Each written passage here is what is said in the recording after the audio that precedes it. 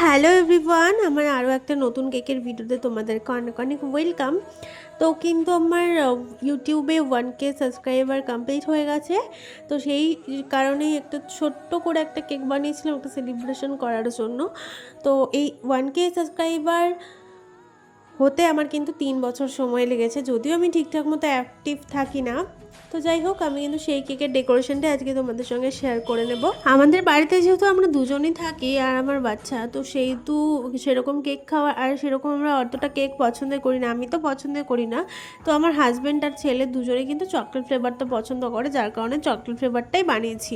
অনেকেই ভাবতে পারে যে মাত্র 1K সেলিব্রেশন করছে, তো এই 1Kটাই আমার কাছে অনেক কিছু। আর যেহেতু আমার কাছে না, আমি নিজে কেক বানাই, তো আমাকে তো অর্ডার করে এক্সট্রা আনতে হচ্ছে না।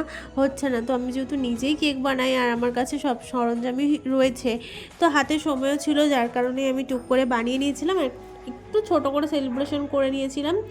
এইটুকুই তো জীবনে ভালো থাকার একটু মানে এই সেলিব্রেশন, কোনো একটা স্পেশাল কিছু, এইগুলো উদযাপন করাই তো জীবনের মানে ভালো লাগে, ভালো থাকা যায়।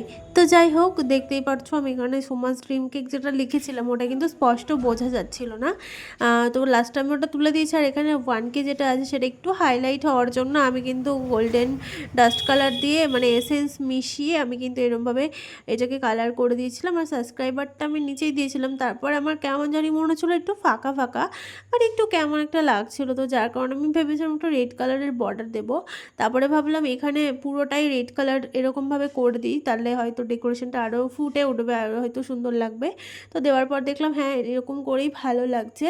তারপরে সাবস্ক্রাইবারটা লেখাটা আমি তুলে ওপরে করে দিয়েছি। আর এগুলো কিন্তু ফন্ডেন্ট ছিল, ফন্ডেন্ট কিন্তু খাওয়া যায়। তো অনেকেরই ধারণা ফন্ডেন্ট খাওয়া যায় কিনা, হ্যাঁ ফন্ডেন্ট খাওয়া যায়।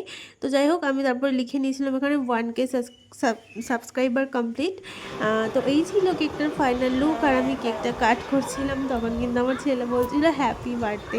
ও তো বুঝতে পারিনি ও হ্যাপি বার্থডে করে যাচ্ছিল।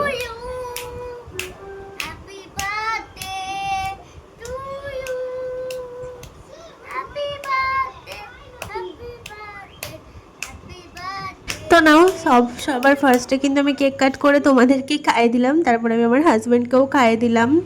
তো যাই হোক, কেমন লাগলো আজকের ভিডিওটা জানাতে ভুলো না। আর আমার ইউটিউব যারা যারা এখনও সাবস্ক্রাইব করোনি, প্লিজ গিয়ে সাবস্ক্রাইব করে এসো। তো চলো, আজকের মতন টাটা।